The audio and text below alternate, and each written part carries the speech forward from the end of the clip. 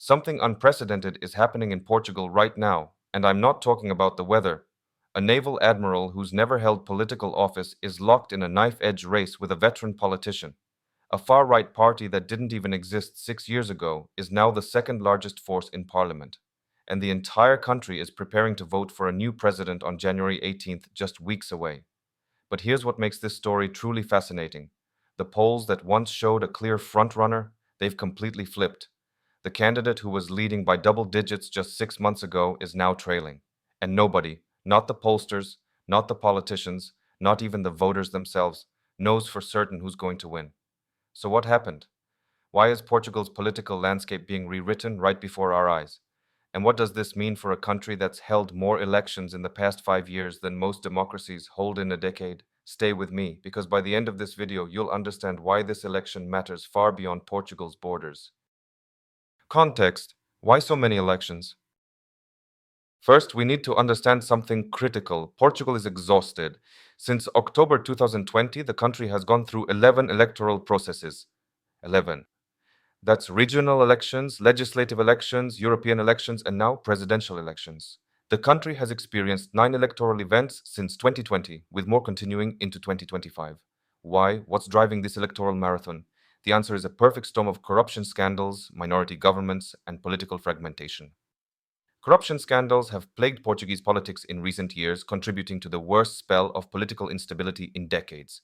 Let me walk you through the chaos. In November 2023, Socialist Prime Minister Antonio Costa resigned amid corruption investigations that triggered elections in March 2024. Those elections produced a minority government that collapsed just over a year later when Prime Minister Luis Montenegro faced conflict of interest allegations involving his family's business. That triggered another election in May 2025. Are you seeing the pattern? The recurring cycle of scandal, political crisis, and electoral upheaval has contributed to widespread voter disillusionment with traditional parties. And here's what makes it even more unstable. Portugal's president has what's called the atomic bomb power, the ability to dissolve parliament whenever they see fit. The next president will wield this extraordinary authority during a period of unprecedented political fragmentation, which brings us to the question everyone's asking: who will that president be? The political system explained. Before we dive into the candidates, you might be wondering, why does this even matter if Portugal has a prime minister who actually runs the government? Good question. Let me explain. Portugal operates under a semi-presidential system. Think of it like having two executives. The prime minister handles day-to-day government operations, while the president acts as a constitutional referee and head of state. But don't mistake ceremonial for powerless. The Portuguese president can dissolve parliament and trigger new elections at any time, veto legislation and send laws to the Constitutional Court, appoint the Prime Minister and key state officials, grant pardons and serve as Supreme Commander of the Armed Forces, refuse to sign laws into effect. In a stable political environment, these powers sit mostly dormant. But in today's Portugal, with minority governments, political scandals, and a rising far right, the president's role becomes crucial. They're the emergency brake on Portugal's runaway political train. The president serves a 5-year term and can be re-elected once. The current president, Marcelo Rebelo de Sousa, has been in office since 2016 and is constitutionally barred from seeking a third term. The election will be held on January 18th, 2026, with a possible second round on February 8th if no candidate secures more than 50% of valid votes. So Portugal isn't just choosing a figurehead, they're choosing someone who could fundamentally shape the country's political future for the next 5 years. Now, let's meet the 8 candidates fighting for that power. The candidates: Henrique Gouveia e Melo, the admiral who captured Portugal's heart. This is where our story gets interesting. Picture this. March 2021. Portugal is struggling with vaccine rollout during the pandemic. Enter Admiral Henrique Gouveia e Melo, who took charge of the vaccination task force and turned Portugal into one of Europe's vaccination success stories. He became a national hero overnight. Fast forward to 2025, and he announced his candidacy for president as an independent, explicitly rejecting party support. His pitch? A nonpartisan, competent leader who can rise above political squabbles. His background combines military discipline with crisis management competence. For months, he dominated the polls. In March 2025, he was polling at 36%. He seemed unstoppable, but something changed. We'll get to that mystery in a moment, because right now, you need to know about the man who overtook him.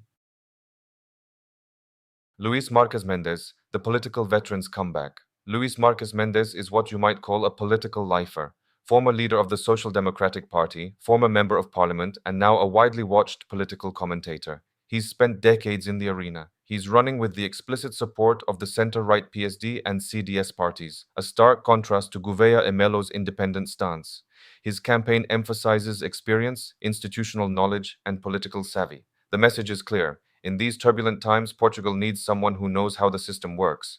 In November 2025 polls, Marques Mendes surged to 22.6%, overtaking Gouveia e Melo's 21.1%. He went from trailing to leading in a matter of weeks. According to recent surveys, he would defeat any opponent in a second-round runoff. But what caused this dramatic reversal? Hold that thought. Antonio José Seguro, the socialist trying to rebuild. Antonio José Seguro represents the Socialist Party, a party currently in crisis. He was PS Secretary General until 2014, then largely disappeared from politics. Now he's back, trying to rally a party that just suffered its worst electoral performance since 1987. The Socialists had internal drama selecting their candidate. Other potential contenders dropped out or lost support, leaving Seguro as the consensus choice. In November 2025 polls, Seguro was polling at 17.4%, placing him firmly in third. His platform focuses on social justice, workers' rights, and traditional left-wing values. But here's his challenge. Only 29% of socialist voters actually support him. His own party is fracturing beneath him. Andre Ventura, the far-right phenomenon. Now we need to talk about the elephant in the room, or should I say the Chega in the room. Andre Ventura leads Chega, which translates to enough in English. And boy, has his party lived up to that name. Founded in 2019, Chega won just one seat in its first election.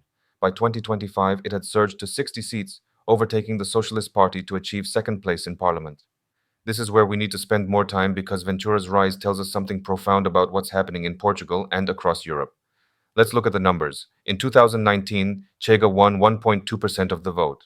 In 2022, 7.2%. In 2024, 18.07%. And in May 2025, 22.56%. That's exponential growth in just 6 years. Who is Andre Ventura? He came from the major conservative party and is described as a larger-than-life far-right candidate. A former football commentator turned politician, he's built Chega essentially as a one-man operation centered around his personality. What does he stand for? Ventura campaigns on law and order, tough on crime policies, opposition to immigration, and anti-establishment rhetoric. Chega has proposed controversial policies including life sentences and chemical castration for rapists. The party opposes LGBTQ rights and has been accused of targeting minorities, particularly Portugal's Roma community. But here's what's really interesting. Where are Chega's votes coming from? Post-election surveys show that former socialist voters shifted toward the far right, helping explain Chega's growth without necessarily taking votes from conservatives. The party has also successfully mobilized previously abstentionist voters. In 2024, Chega became the most voted party in the Faro constituency in the Algarve, the first time a third party won a district since 1991. The southern regions, which rely heavily on immigrant labor in tourism, paradoxically voted for an anti-immigration party in the highest numbers. And the youth? Chega has amassed a large following on TikTok and among young people aged 15 to 18.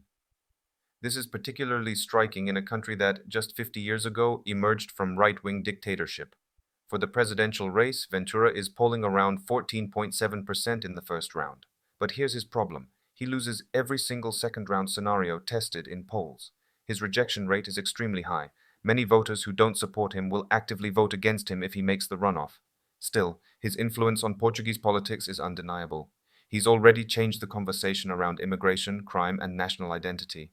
And with Chega now the second largest party in parliament, Ventura has political leverage far beyond his presidential prospects. João Coutrinho de Figueiredo, the liberal economist. João Coutrinho de Figueiredo represents the Liberal Initiative, Portugal's pro-market, economically liberal party. He's a former party leader and current member of the European Parliament. He announced his candidacy in August 2025.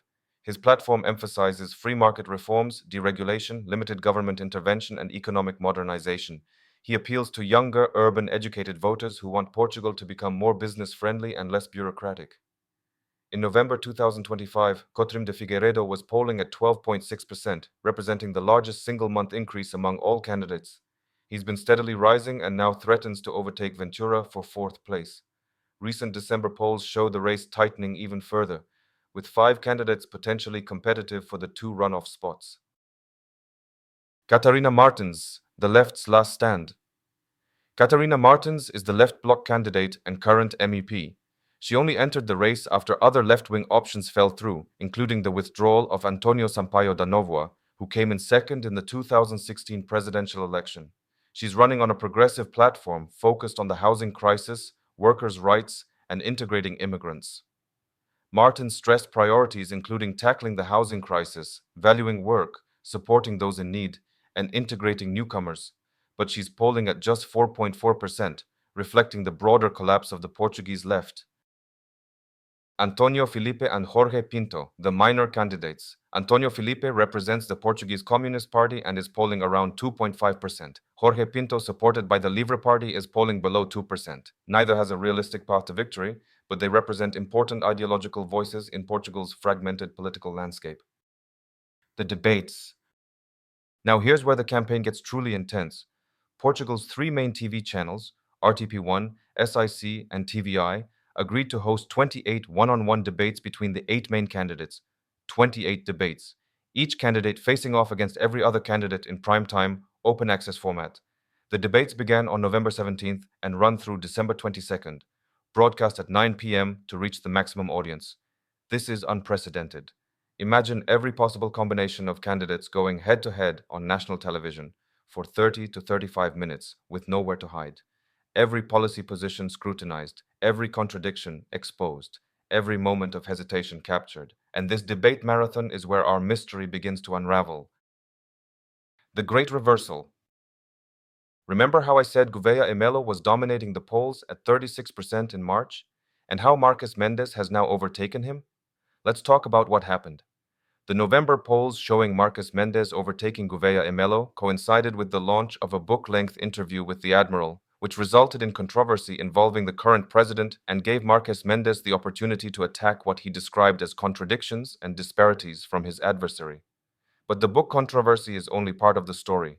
The deeper explanation is simpler. Reality set in. When Gouveia e Melo was a hypothetical candidate, the heroic admiral, the man who saved Portugal from pandemic chaos, he was perfect. But the moment he started campaigning, giving interviews, debating, taking positions on complex political issues, he became mortal. One observer noted that a background in politics may well be a necessary qualification for this job. Gouveia e Melo's lack of political experience, once seen as an asset, began looking like a liability when placed next to Marques Mendes's decades of institutional knowledge. The debates amplified this contrast. Marques Mendes is comfortable in that arena. He's been doing political commentary for years. He knows how to frame arguments, deflect attacks, and project authority. Gouveia e Melo, by contrast, has been described as tongue-tied in his dealings with the press. Recent polls show Marques Mendes would defeat any opponent in a second-round runoff, including Gouveia e Melo by 4.2 percentage points. But here's where it gets really interesting. The most recent December 2025 poll shows five candidates practically tied, all within the margin of error, with Marques Mendes at 16.9%, followed by Seguro at 13%, Gouveia e Melo at 12.7%, Ventura at 12.6%, and Cotrim at 12.2%. The race that seemed decided 6 months ago is now anyone's game. Analysis, what that means. So what's really happening here? Let me give you three key insights. First, the anti-establishment wave is real, but complicated. Gouveia e Melo and Ventura both represent rejection of traditional politics, one from the military, one from the far right. Recent polls show both anti-systemic candidates neck and neck at 18%. Together, they command roughly a third of the electorate. That's significant, but they're pulling from opposite ends. Gouveia e Melo attracts centrists frustrated with party politics. Ventura mobilizes the hard right. They're competitors, not allies. Second, the housing crisis is fueling everything. Lisbon is one of the most expensive cities in Europe to rent, with average monthly salaries around €1,500, barely enough to rent a one-bedroom apartment in the capital. Rents in Lisbon have jumped 65% since 2015, and sale prices are 137% higher, making it the world's third least financially viable city. This crisis affects how people vote across the spectrum. Young people can't afford housing, the middle class is being pushed out of cities, and someone like Ventura can point to immigration as a scapegoat. even though Portugal's rapid immigration increase from under 500,000 in 2018 to over 1.5 million by 2025 happened during a housing policy failure decades in the making. Third, Portugal's exception is over. Portugal was previously an exception in the European landscape because no far-right party had achieved notable success there. That's no longer the case. The near-tide race between Chega and the socialists marks a break with the electoral dynamic that has defined Portuguese politics since democracy was restored in the 1970s. For 50 years, power alternated between the center-left socialists and center-right social democrats. That era is over. Portugal has joined the rest of Europe in political fragmentation, far-right resurgence, and governing instability. The next president will govern in this new reality. The bigger picture. Let me zoom out for a moment because this election matters beyond Portugal. Europe is watching.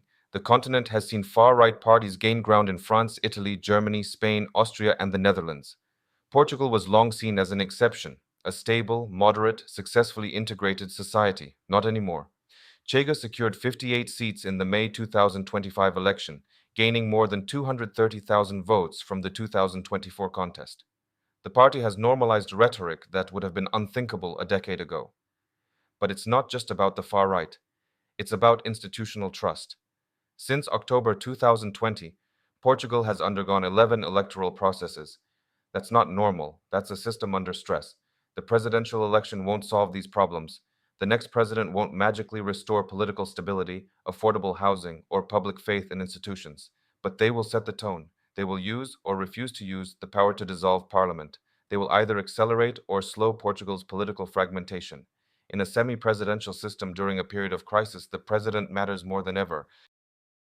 So here's where we are. January 18th, 2026 is election day. If no candidate gets 50%, February 8th is the runoff. The polls show a statistical tie at the top. The candidates are crisscrossing Portugal trying to win over undecided voters, and there are many. The percentage of undecided voters dropped from 17.3% to 12.7% between October and November, but that still represents hundreds of thousands of votes up for grabs. What should you watch for? First, the final debate performances. Can Gouveia and Melo regain his footing? Will Marques Mendes maintain his surge? Can Ventura expand beyond his base? Second, watch the transfer of votes. If it's a Marques Mendes versus Gouveia and Melo runoff, where do Ventura's voters go? Where do Seguro's voters go? These coalitions will determine the outcome. Third, watch turnout. Portugal is exhausted from constant elections. Will voters show up? Presidential elections typically have strong turnout, but after 11 votes in 5 years, political fatigue is real. The outcome will tell us not just who becomes president, but what kind of country Portugal wants to be. A country that returns to experienced politicians to navigate the chaos, a country that embraces military competence over political experience, or a country that continues its rightward drift.